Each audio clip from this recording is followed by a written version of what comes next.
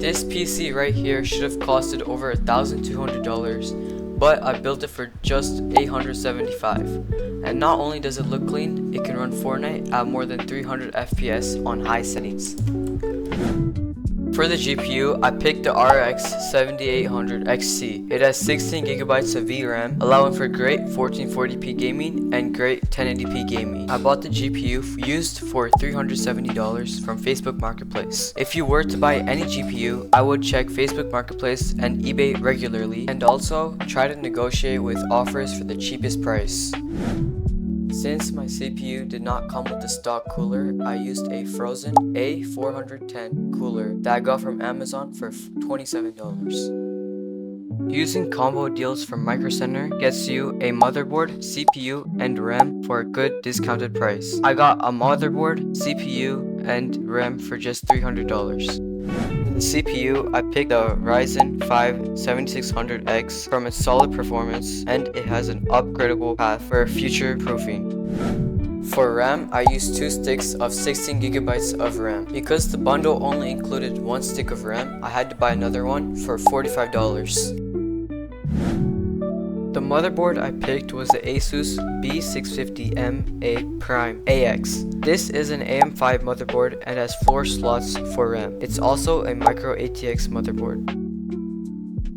For storage, I decided to get a 1TB Kingston NV3 SSD. It is a M.2 NVMe SSD that is PCIe 4.0 Gen 4, and the speed of the SSD is 6000 megabytes per second.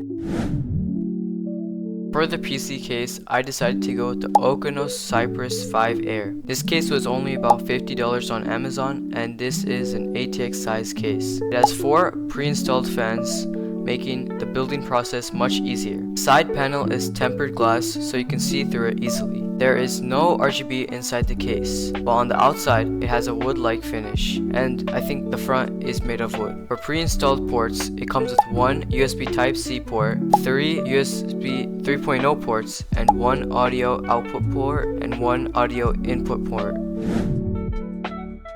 For my power supply, I have a 750 watt gold PSU that I bought for around $82 on Amazon. Also, all the items that I'm mentioning in this video will be linked in the description, so you can go check it out.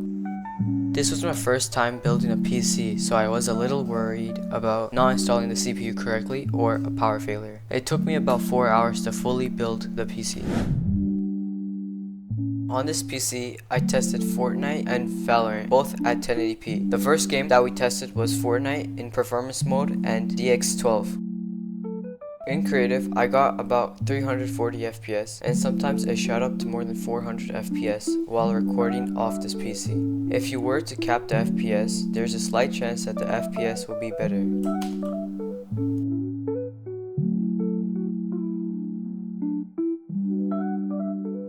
In reload at performance mode, I got around 250 FPS average, with it sometimes peaking to over 300 FPS, and the 1% FPS lows were at 190 FPS.